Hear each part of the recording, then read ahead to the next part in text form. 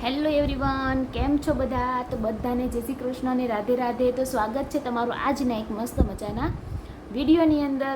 અને આજે આપણે થોડીક અલગ વાત કરવા જઈ રહ્યા છીએ. તમે આ નીચે ક્લિપ જોઈ શકો છો. તે હમણાં 2 દિવસ પહેલાંનો બનાવ છે, જે આપણા અમદાવાદની અંદર બની ગયેલો છે, જેની અંદર 8મા ધોરણના છોકરાએ 10મા ધોરણના છોકરાને ચાકુ મારી દીધેલું છે. રીલ્સની અંદર એવું અલગ અલગ બતાવાય છે કે નોર્મલી સીડી ઉતરતા ધક્કો વાગી ગયો હતો એટલે આવું પગલું ભરી લીધું. તમે જાણો છો કે 8મા ધોરણના છોકરાને આટલું બધું આમ જૂનૂન ક્યાંથી આવ્યું કે જરીક એવા ધક્કા મારી દીધો તો આપણે એને ચાકુ મારી દે, એવો એને મગજમાંથી આઈડિયા ક્યારે આવ્યો હશે? તો આ બધું જ્યારથી એ નાનો હોય ને ત્યારથી બધું ચાલુ થઈ જાય. અને મા બાપને તો એટલો બધો હરખ થાય એને કે ભાઈ મારો છોકરો તો બધાને પોગીને આવે છે, ઘરે બધાને મારીને આવે છે, વાંધો નથી, એની જગ્યા કરી લેશે. પણ વાલીઓને, માતાઓને નમ્ર વિનંતી છે કે તમારા છોકરા આવું કાંઈ હરકત કરતા હોય ને તો પ્લીઝ એને સુધારો, કેમ કે મોટા થઈને આ બગડવા જઈ રહ્યા છે. નોર્મલી હવે હું મારી વાત કરું છું.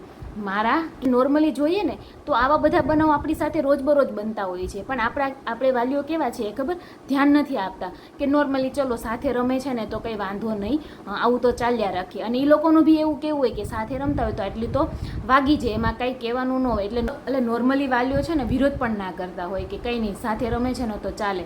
અને ઝાઝા ભાગે કેવું થાય ખબર, જ્યારે ભાડે રહેતા હોય કોઈ વ્યક્તિ તો એવું વિચારે માતા પિતાઓ કે આપણને સારું રહેવા મળ્યું છે તો કંઈ વાંધો નહીં, થોડુંક લેટ ગો કરીએ. એવી રીતના આવી બધી નાની મોટી આપણા સોસાયટીની અંદર બનતી રહેતી હોય છે. હું સુરતથી છું અને મારી જ એક કહાની તમને કહેવા જઈ રહી છું. મારા છોકરા સાથે બનેલી ઘટના છે.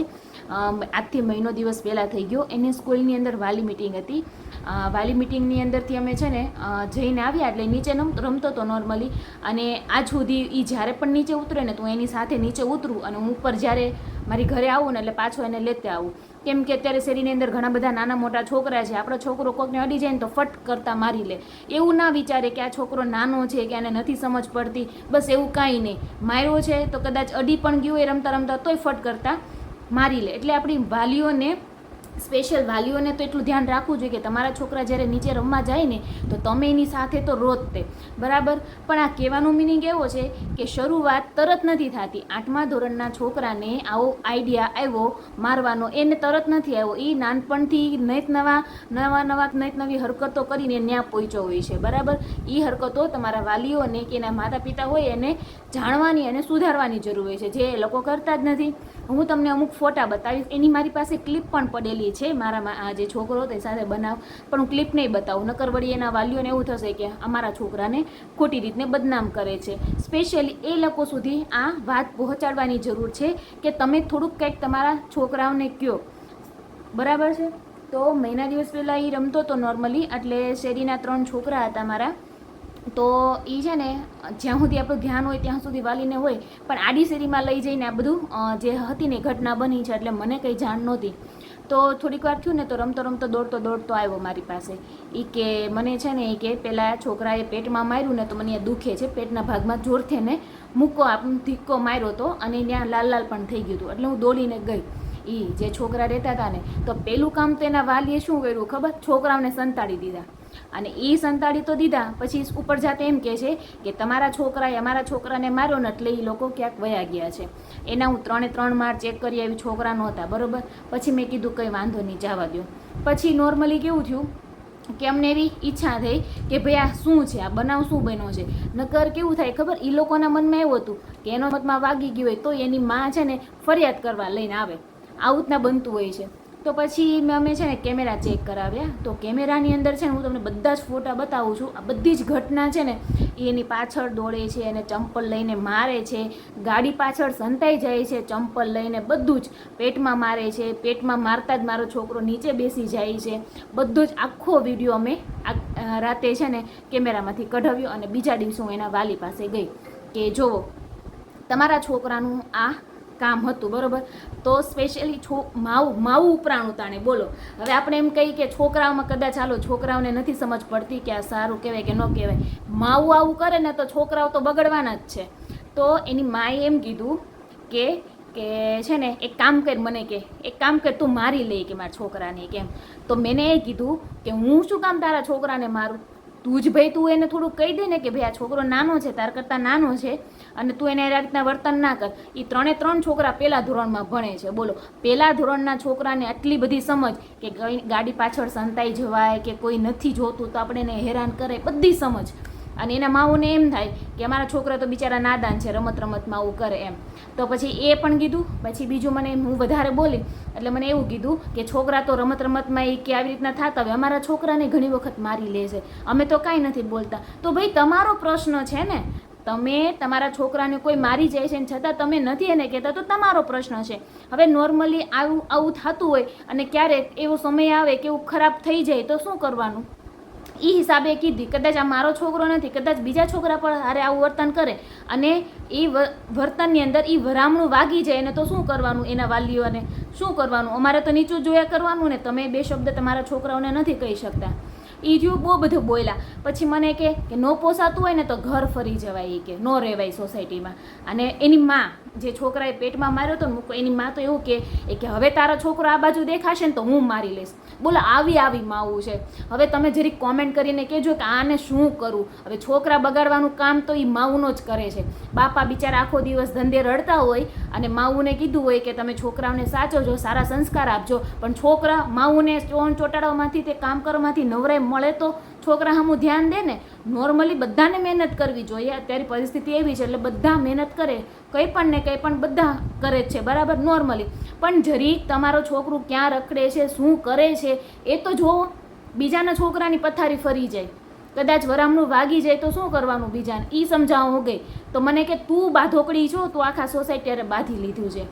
છોકરાને રમતમાં મારી જાય ને તો એનો વાગ નથી. અલગથી સ્પેશિયલ તમે એવું ષડયંત્ર કરો કે તમને મારે સ્પેશિયલી 3-4 મિનિટ સુધી તમે સતત એને માર્યા રાખો, એ રમત ના કહેવાય. એ બધાને સમજ પડે. મેં આખો એને ક્લિપ બતાવ્યો. 3 છોકરા હતા, બરોબર. એકે તો સ્વીકાર કરી લીધું કે ચાલ વાંધો નહીં, જે મેન હતો ને એને કે ભાઈ અમારો છોકરો થોડોક આવો છે. મને તો એને શું કીધું ખબર? એ કે તો તાર છોકરાને કે અમારી બાજુ ન રમાવું. સોસાયટી છે, સોસાયટીની અંદર છોકરું ગમે ત્યાં રમતું હોય. અમે તો કહીએ જ છીએ, અમારા છોકરાને નથી સમજ પડતી તઈ એ બાજુ આવે છે ને. આખી સોસાયટીની અંદર ગમે ત્યાં રમતો હોય, બરાબર છે. તો ભાઈ તમારા છોકરાને 2 શબ્દ કહો ને, ભાઈ તારથી નાનો છે તો તું એને ન અડતો. કદાચ આમ તેમ હોય તો એના મમ્મીને કહી આવજે કે ભાઈ આ તોફાન કરે છે તો એને કાંઈક કહો, બરાબર છે. તારે કેટલું બધું મારવાની જરૂર છે? અને ખુદ અમે અમારા છોકરાને પણ કહીએ છીએ, અમારા આજુબાજુ મારા માધવ કરતાં પણ નાના છોકરા છે, છતાં અમે એને કહીએ, કદાચ આમ તેમ હોય ને તો કે માધવ આપણાથી નાના છોકરાને છે ને કોઈ દી મારવાનું નહીં, એને ના ખબર પડે. એ તને રમતમાં અડતો હોય એટલે તને એવું લાગે કે મારે છે, બરાબર, પણ એને ખબર ના હોય તો તારે એને મારવાનું નહીં, એને મમ્મીને કહી આવવાનું કે અમને આમ કરે છે એમ. અમે અમારા છોકરાને સમજાવી શકતા હોય તો તમે તમારા છોકરાને ન સમજાવી શકો કે આ વસ્તુ રોંગ છે, આ વસ્તુ રાઈટ છે. આ જે બનાવ બન્યો ને પછી તો એ 3 માઓએ ઉપરાણું તાણું એના છોકરાઓને શું શિક્ષા દીધી હોય. શેરીમાં રમે, આમ કહેવાય ને કે નજર રાખે, એક ધારું છે ને જો આવે. નકર આવું પેલા શેરીની અંદર બનાવ નહોતા, આવી રીતના રમતા નહીં છોકરા. પણ આ હું જે સ્પેશિયલી કહેવા ગઈ ને પછી તો એને માવે એમ કીધું કે તમારે અહીંયા જ રમવાનું, આમ જ કરવાનું, તેમ જ કરવાનું. જોઈશી કોણ કહે છે? સોસાયટીની અંદર બધાનો હક હોય, બધા રમતા હોય, પણ મેઇન પ્રોબ્લેમ એ થાય કે તમારા છોકરો આ હદ સુધી ટોર્ચર કરે છે કોકના છોકરાને તો 2 શબ્દો તો કયો ખરી એને. પછી એમ થાય, પછી એમ માવું રોવે, પછી મોટા થાય અને હાથમાં ન રહે ને આવા કાંડ કરે ને તે માવુંને એમ થાય, તે રોવું આવે માવુંને, એમ થાય કે મારો શું વાગ. પણ હકીકતમાં વાગ તો તમારો જ છે. જ્યારે નાનપણની અંદર છે ને કોઈ છોકરા છે ને તોફાન કરતા હોય અથવા તો કોઈ ફરિયાદ લઈને આવે ને તો 2 શબ્દ એને કહેવા જોઈએ કે ભાઈ આ જગ્યાએ તારો વાક છે અને આવું ન કરવું જોઈએ. 1 વખત નહીં 10 વખત તમારે ટોકવા પડે તમારા છોકરાઓને. તમારે સુધારવા માટે 10 વખત ટોકવા પડે તો પણ કરાય, બરાબર છે. પણ તમે ડાયરેક્ટ એવું કહી દો કે ના ના હવે તાર છોકરાને તું તારે સાચવવાનું, તારે ધ્યાન રાખવાનું, અમારા તો આવા જ કરશે, અમારો તો આવા જ છે, અમારો તો બધાને મારી જ લે છે. શું કામ ભાઈ? તમારા માર ખાવા હાટું થોડા અમે જણ્યા છે અમારા છોકરાઓને. એને એકનો તો એવો હતો, એક માએ તો એમ કીધું કે મારા છોકરાએ તો આખા ગામનો માર ખાધો છે. તો મેં એટલું જ કીધું કે તારા છોકરાએ આખા ગામનો માર ખાધો હશે, નો ડાઉટ, પણ મારા છોકરાનો માર નથી ખાધો. જેને તારા છોકરાને માર્યો હોય એને તારે કહેવા જવાનું છે ને. મને શું કામ કહે છો એવું કે મને? બોલો. તો તારા ગામના છોકરાએ તારા છોકરાને માર્યો હોય તો એનો એવો થોડો મિનિંગ થાય કે તારો છોકરો પણ બીજા છોકરાને મારી આવે. જેને મારતું હોય એને જ કહેવા જવાનું હોય ને. પણ આ બધા શું કે અંદર ફ્રેન્ડ એ લોકો કાંઈ ન કહે, પણ જો બીજો અંદર આવી જાય ને તો એને કહેવાનું આવે. મિનિંગ મારો કહેવાનો કે આ વિડીયો બનાવવાનો એક જ મિનિંગ છે કે આ શેરીની સુરતની અંદર ઘણા બધા ફ્લેટ છે, શેરીના ઘણા બધા બનાવ બનતા હોય છે, બરાબર. તમે તમારા છોકરાઓને સુધારી નથી શકતા તો એને બહાર જ ના કાઢો રમવા માટે. 2 શબ્દ તમારા છોકરા નથી માનતા તો શું કામ એને બહાર કાઢો છો, રમવા દો છો? થોડીક સ્ટ્રીક વાપરો. અત્યારથી તમને નહીં સ્ટ્રીક કરો ને કાયદો તો આગળ જઈને બસ આવા જ થવાના છે, ડાકુ જેવા જ થવાના છે, ગુંડા જેવા જ થવાના છે. એમાં કોઈ વેદ નથી. આ બધા જ ક્લિપ છે મારી પાસે આખી, હું નથી બતાવવાની, પણ આ ફોટોઝમાં તમે સમજી જાઓ. અને જે માતાએ એનો દીકરો ગુમાવ્યો છે ને ભગવાન એને છે ને સહન કરવાની શક્તિ આપે, કેમ કે એક માતાને જ ખબર હોય કે એમના આ જુવાનજોત દીકરાને જવાનું શું દુઃખ હોય ને એ, અને એ પણ નાની એવી વાતથી. તો બધી માતાઓને વિનંતી છે કે કોઈ તમારા ઘરે તમારા બાળક વિશે કાંઈ કહે તો એનો સપોર્ટ ના લો પ્લીઝ. એને સુધારો, એને 2 શબ્દ કહો, એને સામે જ 2 શબ્દ કહો કે આ જગ્યાએ તારો વાંક છે ને આ જગ્યાએ તારે આમ ન કરવું જોઈએ, કડકાઈથી કહો. ન માને તો છે ને જે તમારે પગલાં લેવા પડે ને એ પણ લ્યો. પણ જો તમે છૂટ આપશો તો બસ હવે આવું જ થવાનું છે, નાની નાની વાતમાં ચાકા મારી દે. જો તો સુધારવાની જરૂર છે. આ વિડીયો મારો એટલો શેર કરો બધી માતાઓને, સોસાયટીઓમાં જે આવા બનાવ બનતા હોય ને જે ધ્યાન નથી દેતા વાલીઓ ને એને ખબર પડે કે કાલ સવારે જો આપણે નહીં ધ્યાન દઈએ ને તો આપણા પણ આવા હાલત થવાની છે. તો પ્લીઝ શેર કરજો. મળીશું નવા વિડીયોમાં. રાધે રાધે.